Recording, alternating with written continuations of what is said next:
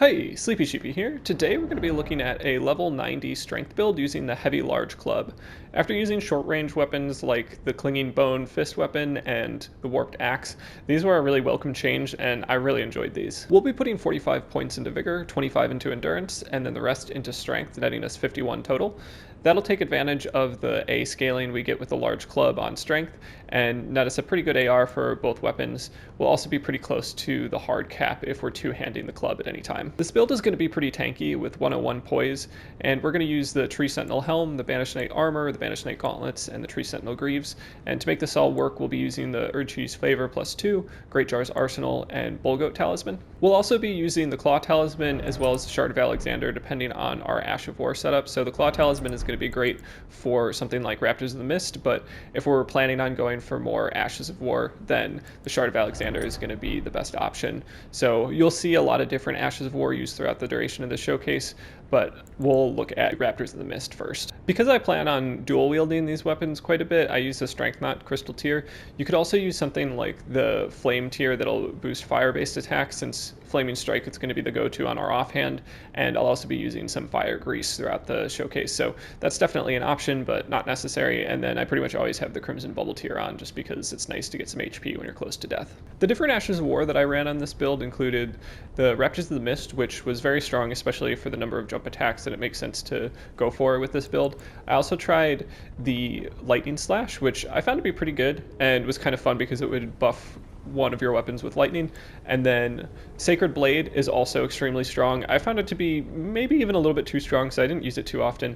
I also get kind of annoyed when I get too much Sacred Blade spam as an invader, so just personally I usually don't use Ashes of War that I don't like to play against. And Wild Strikes was the other one that I tried, and that one was decent. The Hyper Armor is really strong, but its range can be lacking, and it's only really best for aggressive play in small spaces. The moveset for this build is pretty strong. You have a lot of range with a lot of your attacks. The jumping attacks are probably going to be your bread and butter just because they have pretty quick recovery time and they have the potential to do a lot of output in terms of damage. You can also use the light attacks. One-handed light attacks I found to be pretty nice because of their horizontal swing. The two-handed light attack is a little bit more overhead, which isn't necessarily bad, but the kind of wider angle you get with the light attack on the two-handed moveset is going to be pretty nice. The heavy attack is also similar, where it's pretty wide and sweeping. The heavy attack two-handed is also similar, so those two can both be nice, especially if you're trying to maximize damage on your heavy attack. Two-handing it is probably the way to go since it's pretty similar to the one-handed. But I definitely found jumping attacks to be probably the bread and butter of this build. And light attacks were pretty nice to combo into ravioli steps. I found that to be a great way to roll catch people, especially given the range of this attack. So definitely a good option there. And then the crouching light attacks I also liked as a mix-up. They come out kind of as like a spinning slash where I think the movement of it can kind of throw off your opponent. The running heavy isn't great. I found that you might frequently just kind of miss, or it would come out just a little bit too slow. And the running heavy is a slam down that's also not amazing. So jumping attacks are great, ravioli steps are great, crouching attacks are also great. Those are all my kind of go-tos, and then mixing up some Ashes of War within there is going to be a great way to just kind of keep your opponents guessing. That pretty much covers everything that I wanted to say about the build and the moveset. I also wanted to mention that if you wouldn't mind considering subscribing, I'd really appreciate it. I make a lot of content like this very frequently, and this channel's seen a lot of growth recently, so I just, the more people that want to join, it's pretty cool to see. So that's all I got. Let's go ahead and jump into the invasions. All right, so jumping into our first invasion, we have a 3v1 in Lanedell, and this one is going to involve Raptors of the Mist. I've also used Fire Grease on both my weapons, so I have kind of the flaming hot Cheeto look on these great clubs, and I definitely enjoyed that, or large clubs, I should say. So here I go for kind of a quick turn and burn with just a light attack on this Phantom, and this Phantom is going to be kind of the one that I pick as my target for the first Phantom I want to kill. I'm not sure if that was the right call. In hindsight, the other Phantom may have been a better option just because this first Phantom here was light rolling, and that ended up being a little bit difficult to deal with. So a weapon like this that is slow, you really have to catch your opponent off guard. They'll very easily be able to roll pretty far away if they are light rolling. So Just something to bear in mind. They also were just kind of slippery in general. You can see that they're not running in straight lines. They definitely don't mind backpedaling, but I did switch up over to Flaming Strike once my Fire Grease wore off, so I was kind of holding off on that until Fire Grease wore off, and then I could switch over to my offhand without worrying about debuffing my own weapon. So that was just kind of something that I considered when making that choice, but you definitely might need to switch to your offhand if you've got Ash of War like Flaming Strike on it. So just something to bear in mind, but at this point we get the Phantom here that we've kind of set as our target to, I think, no heals left. So once we land that jumping attack, they are out of heals. We don't know that, but the PvE has now gotten involved, and that's allowing me to get kind of one-on-one with them. So here I'm going for some fan daggers. It's pretty hard to see them. I get a couple hits with them, but don't manage to kill them with the fan daggers just there. But based on their playstyle, it seems like they are definitely out of health. So I kind of just keep tossing them. I imagine that they don't really have any health left. I've got that benefit from the Perfumer in the nearby area so that I can tank one hit without really getting much damage. And eventually here I am able to get the chase down with the Fan Dagger. So Fan Daggers aren't something I love to use too much. I'd much rather, land a hit with the weapon I'm using, but in some cases, they definitely are necessary, and for a weapon like this, when you have a defensive player that's light rolling, I think there's not much of a better way to deal with that particular playstyle. So here, we get somebody going for the Piercing Fang Ash of War, and that allows me to Raptors of the Mist and grab the jumping attack and finish them off. And then we also have some more aggression from the host, and that allows another Raptors of the Mist jumping attack. So 2 back-to-back, and I would say that Raptors of the Mist with the Claw Talisman on this build is going to be one of the strongest ways to play it. So next up we have a 2v1, and this one didn't really demonstrate that much skill. It was kind of just a funny scenario. So I was able to land a jumping L1 off the ladder, and then another jumping L1 when they fell down, and went for a light attack there, and then just went for 2 wild strikes real quickly. So not much skill, but just kind of funny. A good way to deal with ladder situations. If you can get a jumping attack, do some stamina damage, and then go for fan daggers just to take care of the rest of their stamina to get them to fall down. And then jumping heavies after they have fallen down are a great way to take advantage of that animation where they're still laying on the ground. Also, you can go for a backstab. You can get backstabbed out of that in an animation, so if you're close, that's a good way to deal with it. So next up we have a 3v1, and here I'm really trying to use this doorway to my advantage. I want to kind of funnel them all together so they kind of get in each other's way, and I think that works decently well. I'm able to get one Phantom first, and then I get giant hunted from behind, so I should have been trying to keep an eye on both people. That is the downside of a doorway like that. If you have a Phantom on one side and a host on the other, you're not going to be able to see them both simultaneously. So here, I try to run in and just grab the punish on the buff, and just regroup a little bit, toss a Frost Pot, and I know that's going to be something that wears off as soon as I hit this player with my fire-infused club, but they go for a fairly predictable Ash of War with Giant's Hunt. Since they hit me with it earlier, I thought maybe they'd go for it again, and so I was able to just kind of strafe around it and get the backstab. And then eventually I was able to get the guard break there and hit the Phantom with a riposte, follow it up with a lightning slash, and then grab a jumping attack that does almost all their health, but they are able to get away and heal, so things are kind of back to neutral. So I go ahead and heal as well, and then here I try to punish their Ash of War with a freezing pot, and that's also going to make that jumping attack a little bit stronger. And then I go for a light attack, which roll catches them. I also went for a ravioli step, but it didn't end up mattering. So next up we have a 3v1, and this one was kind of in a precarious situation up on the rooftops where you don't really have a ton of room to navigate, and I'm not trying to get too offensive with it, but I'm able to get a jumping attack that kind of lets me know that this Greatsword's user is pretty low on health. They aren't running a ton of vigor, so I'm pretty hopeful that I can get another one, but things aren't really working out the way I want them to.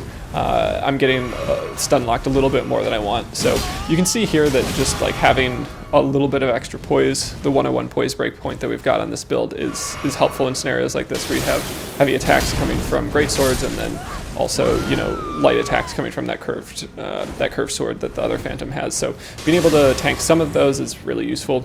And then I was able to use Raptors of the Mist to grab that jumping attack on the Phantom. And here you can see how much you can delay the jumping attack from Raptors of the Mist. It was almost like a full second or two that I was just kind of floating up in the air like that, and I was able to catch the Phantom. And then here I was really just going for a buff. I was trying to buff my offhand weapon with fire, but managed to kill the host in the process. So Flaming Strike is still very strong, definitely a good kind of turn and burn to have in your offhand, so always nice there, and it was kind of fun to return to it after a while of not using it on too many builds. So next up we have a 2v1. I have used the fire grease just to buff my weapons, and this is kind of cool. It's 2 Clean Rot Knight cosplays, so I'm trying to, you know, avoid a lot of the magic damage. We'll see the Halo Scythe come in with the Ash of War spam that just kind of sends the discs your way, but it was cool to see that other Ash of War that sends the spikes out of the ground. So I haven't really seen this cosplay too often, and I also don't usually invade in this area at my level, so between those two things I just really enjoyed this invasion. It was kind of fun, it was kind of a weird space, and having some cosplays to play against is always a little bit more fun than, you know, just really, I don't know, meta-related build. So there I was able to get a Raptors of the Mist kill, and again, that's another reason to stack poise on a build where you're going to be using Raptors of the Mist. If you can poise through the attacks that you might receive in the air, you won't get stun lock out of your jumping attack. And there I go for another jumping attack and get most of the health, and then there a ravioli step to finish. So you can see just the range that you get with ravioli steps on the large club weapons are just great. I ended up going for more than I usually do and landing more than I usually do, so I definitely enjoyed that. Next up we have a 3v1, and the colossal weapon that this one user is going for is going to be used quite often for the Ash of War that kind of sends the giant rocks out of the ground, and that is definitely a good pressuring tool as a co-opper. I found it a little bit frustrating to deal with. Not a huge fan of playing against it in a group scenario, but I did try to keep my roll timing as good as possible in terms of just dodging that particular Ash of War.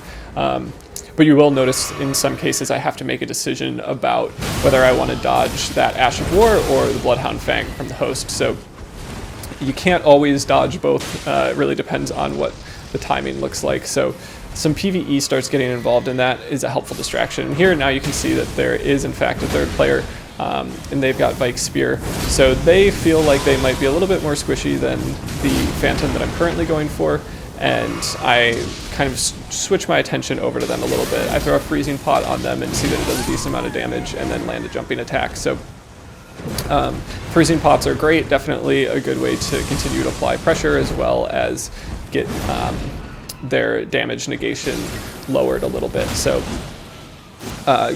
good move there, I would say, and as often as possible as you can get freezing pots on your opponent, it's just going to make your burst damage a little bit better. So here you can see the PvE is continuing to apply pressure. Just the spells that are coming in are pretty useful. And there I take a trade with the Ash of War and a freezing pot, but I think it was worth it since I did manage to get away.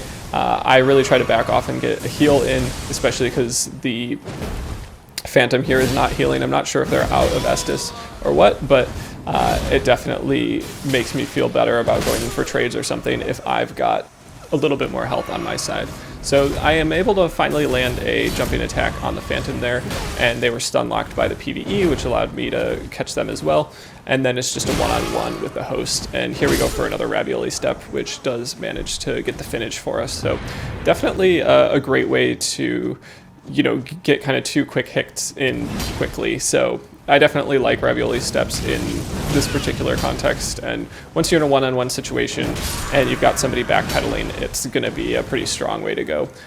Next up we have a 2v1, and I mostly just included this because it was all just dual wield large kind of bonk weapons. So we do have like 2 great swords for this user, and then 2 great swords for the first phantom that died real quick, and then we have 2 large clubs. So I enjoyed that, and then went for another ravioli step trade, and it definitely worked out. Definitely a way to kind of throw people off a little bit. Next up we have a 3v1, and this one was kind of interesting. Nobody really paid attention to me being in the world immediately, so I was able to get a quick hit on the scythe user and then switch over to Flaming Strike, and that's kind of nice, I felt, as a way to get in some early damage. It definitely kind of pushes people away from you. It might discourage them from being aggressive, and then it also buffs your weapon. So having some Ashes of War that buffed my weapons and kind of increased the output for jumping attacks were a pretty nice feature. And I don't use weapon or Ashes of War like that too often, and I found like using Fire Grease and weapons that could be buffed by Ashes of War were kind of a welcome change, and maybe something I'll go for more in the future. So here we have a light rolling dagger user, so I'm not super worried about their damage output, but they are a little bit tricky to get the kill on. But I do manage to land a jumping attack on them, and then quickly the host afterwards, and then the phantom that was still remaining also got hit by a partial jump attack and then just a regular light attack. So we did get all 3 people, but not in the order that I usually go for. Next up we have a 2v1, and this one involves another light rolling person. So part of the reason I included this is just kind of dealing with light roll. I think it's hard to really go for too many different things. The jumping attack is probably going to be your best bet, so if you can switch things up in between jumping attacks, I think that'll be helpful. But in terms of what you're likely to land, just because they can roll so quickly and because this weapon is a little bit slower, I think a jumping attack or delayed jumping attack is frequently going to be your best bet. I do switch over to Flaming Strike, and I was hoping to get the 2-part attack. Sometimes you'll be able to stun lock them for the follow-up heavy, depending on when they get hit and your latency, but in this scenario, I only got the first bit of the Ash of War, so a good way to get a decent amount of damage off, but it wasn't enough to kill them. And then there I was pretty certain I would have landed that jumping attack, but they were able to roll out of that animation a little bit quicker. And here I do get the 2-part stun lock in the Flaming Strike Ash of War, and that's enough to kill the Phantom. And then here I am just dealing with somebody using Radahn's Helm, so I switch over to Wild Strikes. It can be kind of a nice way to depressure the situation and just, I don't know, it's kind of, it's not the most amazing Ash of War, so using it when you're back to a one-on-one situation can make sense. Something I do like using in this particular build play style is just a jumping attack that goes straight up without any movement, like forward or backward. I feel like that will oftentimes catch people off guard, or their attack will go under your feet. And then here I'm able to land just a quick parry and weapon swap, which finishes off the host. I felt like with their shield up, it might have been difficult to get them with the great club. So not a bad way to go, to just switch over to a parry shield when you feel like the great clubs aren't doing you any favors in terms of their predictability and slowness. And when you're in a one-on-one situation, there's not too much danger in going for that parry. So next up we have a 2v1, and we have somebody with the Faith Swords as well as a wizard. If I didn't like to go for the Phantoms first, I would say it probably would have been more optimal to go for the wizard first, but in this case I felt like it was okay. The wizard definitely had the ability to chunk me, so you could see there I lost maybe a little bit over half my health just from one of those attacks. So I was trying to be wary of them and really just kind of look for windows of opportunity to go for attacks on the Phantom here. And you can see there that I landed a jumping attack and then followed up with just a light attack. The light attacks come out more quickly than I would assume they would for a great hammer, so I think that is maybe particularly specific to this weapon. But we do see the Phantom there go for a weapon swap and switch over to the Envoy Horn, and then go for the Ash of War, which was kind of unbelievable, but definitely opens them up for a jumping attack, and that does the rest of their health. And next up, the wizard is getting a little bit more aggressive. They switch to a melee-based weapon, but they're definitely not optimized to kind of deal with a one-on-one situation. So I'm going for a bit of a chase down here, and I stuck with the great clubs for the most part with this chase down, so I've included this mostly to just kind of show my approach to chase downs as well as kind of the difficulty that you'll have with it. So I do try to go for crouching, which can sometimes induce panic rolls, and then you'll also see me sometimes switch to the two-handed moveset, which allows me to go for just periodic blocks. Blocking periodically can be a way to just signal to your opponent that you're about to swing and then induce a panic roll. But I think that I went for enough kind of blocks or just kind of weird movement that when I did finally go for an attack, they didn't roll, and I was able to catch them once and then grab them with the roll catch on a jumping light. So next up we have a 2v1, and this person was wearing the mushroom crown, which if you've seen some of my other builds, you know that I'm a huge fan of just poison builds in general, so seeing the mushroom crown is always kind of fun.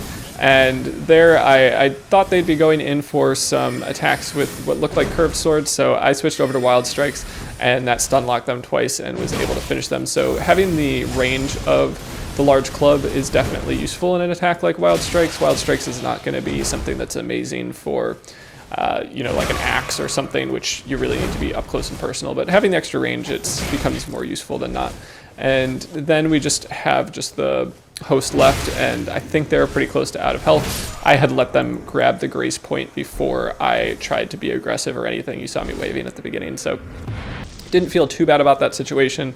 And we did get a nice ravioli step at the end there. So next up we have a 3v1, and this one was a little frustrating for a couple different moments. The first one happening here, I'm not sure what this incantation is called, but it does send a lot of just kind of little projectiles your way, and it also blocks your screen quite a bit. So there the Phantom with the halberd came in and got pretty much a free hit on me because I just couldn't see them at all. On review, and I know where they're coming from, I can definitely see them, but I was mostly paying attention to the large AoE that was taking up most of my screen. So not one of my favorites, I don't think, and just kind of something you have to run away from for a little while. So at this point we are in water, and I do have two fire buff weapons, so it's definitely not ideal. I go for Flaming Strike here just because I feel like I have to, but the play is to definitely try to encourage your party that's following you to get out of the water. And there I was able to grab another Flaming Strike, which did kill the Phantom, and it did happen to be off of the area with water, so their fire resistances were back to normal. And then I do land a riposte here on the Phantom and trade with Rivers of Blood so I can get the last bit of HP. And then me and the host went for a very long chase down where they played extremely defensively. They pretty much just backed away with their shield up and rolled anytime I would swing. So that was definitely frustrating. And eventually I was able to get the guard break on them and the riposte, which did a bunch of their damage. I think they were trying to resummon. It definitely felt like they were trying to resummon. But I didn't, I'm not sure if nobody put their sign down or what, but they weren't able to get the time and space to resummon, or they didn't have the option to. So I continued to pressure them and try to keep them kind of low on health, or just kind of punish their heals as much as possible, and vary up my attacks. So you can see me going for some crouch attacks. I also go for some just like crouch and then go to a regular neutral light attack. And eventually I am able to get them to 8 HP and just hit them with the Fan Dagger. We had been running around each other for so long that I felt like a Fan Dagger was probably going to be my best bet before they just resummoned. So again, not my ideal finish, but with these weapons, having some sort of projectile I think is pretty necessary. Switching to a crossbow or something wouldn't be a bad option either. I don't typically use crossbows, but the repeating 3-shot one, I think it's the pulley crossbow, could be just kind of a cool weapon swap to incorporate. But for this build, I just used Fan Daggers when I needed to, and it worked out pretty well. So next up we have a 2v1, and this one was pretty close. We have a Vike Spear user, and they kind of caught me off guard when I was first spawning into the world. They got some HP off on me, and I just kind of it felt like I was on my back foot since the beginning, which is always hard as an invader. We also have somebody using the Reduvia Bloodblade, which is pretty strong after patch 1.07. They're also using Bloody Slash, so a lot of bleed buildup and then also badness buildup. So those two things together are a big threat for sure.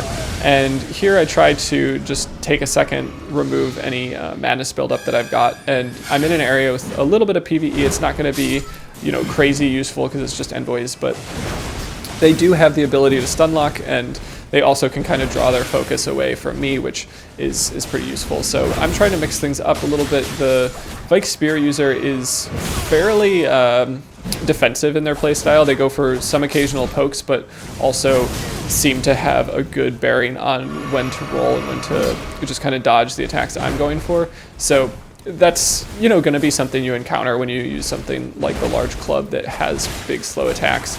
If you've got somebody playing passively, especially with a poking weapon, it's going to be difficult. And here I almost die. I get hit with Bloody Slash, but fortunately I do have enough poise to not get killed or not get stun locked by that particular Ash of War. So it's always good to kind of be aware of that type of thing, and you may be able to go for a trade that you wouldn't normally go for. And then here, the Vike Spear user stopped to use an incantation, and I went for a freezing pot, which ended up killing them. So I always like getting a kill with a consumable like a freezing pot, especially if you free aim it. It just kind of feels good. So once it's a one-on-one situation, it's not too bad. We get some aggression from the host, but they don't have the added pressure of their Phantom, and just a couple jumping attacks is enough to take them out. So that was a pretty intense one. On my end, definitely, I was worried about whether or not I'd be able to get the W, but we ended up, you know, managing to kill them both, and that worked out pretty well. Next up, we have a 2v1, and this one was kind of the opposite. It was just very poor decision making by both the host and the Phantom. They did not coordinate at all. The host kind of left their Phantom up there to die, and when the Phantom went for the Marika's Hammer Ash of War, I was able to just kind of jump attack them out of that animation. And that's part of the reason I kept this in the showcase, just because Marika's Hammer is a very slow Ash of War, which makes it kind of hard to dodge. You really have to delay your dodge, but it also opens up your opponent for a jumping attack. So just a good thing to know there. This next one does not involve the Large Club at all, but it does involve a Phantom that gave me about 250,000 runes, and then a host that really didn't learn from kind of the mistakes of their Phantom, and it was just a double jar cannon kill. So I always recommend keeping a jar cannon in your build, or a great bow, just something that does kind of splash damage that can knock an opponent off a ledge. Next up we have a 2v1, and this one I felt was kind of a good showcase of when Wild Strikes is pretty useful. So I have some iframes for the beginning of that fight. We have a lot of aggression from pretty much everybody here. We have Piercing Fang, which is going to do a lot of damage, and there it did do quite a bit of damage, but I was able to trade with it and managed to get the last bit of HP from the Phantom there. And then here I put on Fire Grease, which was definitely not the right move, because I basically traded with that and the Taker's Flame Ash of War, which did most of my health. But here we can see Wild Strikes just being really useful. It's a small space, and I can be really aggressive with it. They have really nowhere to go, and I have very high hyper armor for that specific attack. So I liked using it in instances like that, and I would say it's one of the best Ashes of War when you're in a small space. Your opponent doesn't really have anywhere to go. Next up we have some ladder shenanigans. So there I just kind of drop down on my opponent multiple times, and that is enough to knock them off the ladder, but then I go for a jumping heavy attack on the way down, but only manage to stun lock them from the jumping attack. Or from the jump, rather. None of the attack damage managed to hit them, so kind of weird there, but I'm able to land a jumping attack later, and that one-shots them. And then here was another good moment to use Wild Strikes just kind of as a wake-up. They didn't have a ton of room to maneuver, and they went for a block with their shield, which was not the right play in terms of dealing with Wild Strikes. So they didn't know that I had Wild Strikes on it, but I would say if you can get out of a spot after you get either riposte or guard broken or whatever, guarding is going to leave you open to a lot of damage coming your way potentially, and potentially another guard break like you saw there. So next up we have a 2v1, and this was kind of fun. I like this area in Farum Azula just because of all the lightning that kind of comes down. It feels like you have a teammate in some respect, but it's not super strong. In terms of just damage output, it doesn't hit everybody super likely, and it's fairly easy to ignore as a Phantom or a host, but it's just kind of a more interesting environment than I typically fight in, so I was happy to see that. And here I'm just kind of looking for different windows of opportunity, looking for opportunities to land jumping attacks. There I think my input got eaten. Definitely meant to either roll or attack there, but wasn't able to. And then there I'm able to get a guard break with Flaming Strike. And I think, you know, that host there, or Phantom rather, was not making the best move by kind of staying aggressive with their amount of health. I think it takes a lot of confidence in your situation and your play style to stay at halfway health in a game like this when you have Ashes of War that, you know, can easily do half your health, if not more. So a bold move from the Phantom, and something that I've tried to appreciate just the more that I've played this game. You know, if I can die without having any heals left, I think I've done my best in that particular invasion. If, you know, you die with 6 flasks, maybe you've, you know, misplayed a little bit. You played a little bit too aggressively when you should have played defensively. So, you know, the opportunity's not always there, but for the most part, I think that's kind of a good way to just understand your approach and kind of understand when you need to be aggressive and when you need to be a little bit more passive or defensive. So next up we have a 2v1 in Lanedale, and here we have some aggression coming from a greatsword user, and I land Flaming Strike, and there you can see they remain aggressive when they have very little health, and it is definitely their downfall. A slow weapon like the greatsword is also kind of a bold move to stay aggressive. And then here we have another example of when Wild Strikes is great. They're stuck in this little kind of square area where they don't have a ton of space to run, and I can just hold down L2 and hope that I hit them, and eventually I do. So Wild Strikes kind of worked out well there. Next up we have just a one-on-one situation. And this I thought was kind of fun. It was just a demonstration of varying up your moveset when you're in a one-on-one situation, especially against something like a halberd. It wasn't a proper bonfire duelist because they went for some heals and also started summoning a phantom at one point, but you could see kind of at the beginning of this that I went for a bunch of different types of attacks and was able to land a whole bunch of them in a row and kind of get different stun locks and roll catches. So kind of fun there, and just going to show that this particular weapon is strong. You know, halberds are much more meta than this, but I found the large clubs to just, you know, be one of my favorite strengths weapons, honestly. The fact that they're so light, they, I think, weigh the least out of any great hammer means that it's not impractical to dual wield them, and just the range of them I thought was a lot of fun. So we can see that I'm trying to continue to apply pressure by just really staying close to my opponent, not really giving them a ton of breathing room, and then occasionally going for light attacks or jumping attacks, just something that'll come out fairly quickly. You can also see using Flaming Strike there was fairly effective for the majority of the beginning of this duel. I didn't really want to use too many Ashes of War. I felt like the showcase of the weapon was more on display by not using the Ash of War, so that was kind of the approach that I took. But as they went for more and more heals, I felt like, you know, maybe it would make sense to get a quick buff on my weapon or vary up my moveset a little bit with the usage of Ashes of War. But then at this point they switched to a fist weapon and also summon a phantom, so I kind of felt like all bets were off. I also give them a nice clap emoji just to let them know that I appreciate the kind of variation in their fighting tactics here. And they go for some Bloodhound steps, but really they're not able to effectively trade with this. I have too much poise for them to really win out on anything, and eventually they do just kind of run into Flaming Strike before the Phantom is able to really help. So that was just kind of a nice showcase, I thought, of using the variety of the moveset associated with this and beating out on some kind of meta weapons. Speaking of which, this next one is also going to be a one-on-one and features a dual straight sword user. They start with dual straight swords. I give them a little bit more space than I should, and they're able to switch over to the bolted Grandsax. And I'm just kind of trying to do my best in terms of spacing and timing their attacks, going for some trades. One thing that I would like to note is just that the light attacks with the single-handed moveset can be pretty quick, and it's not super uncommon to be able to get off 2 successful light attacks just back to back. So obviously you don't stun lock from one to the next unless you have kind of some weird latency. Like if you hit them on your backswing or something, you may be able to get a true combo there, but it's definitely not going to be super predictable. But then we do end up getting a backstab and winning the fight. So that's going to be all the invasions, and thanks so much for watching. As always, if you made it this far, I just wanted to say thanks so much for watching. I really appreciate everybody's support.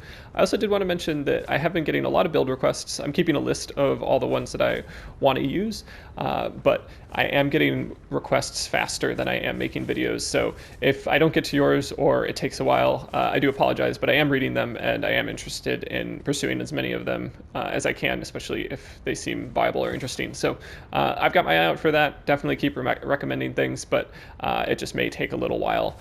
But yeah, that's all I've got, and I hope you have a good one.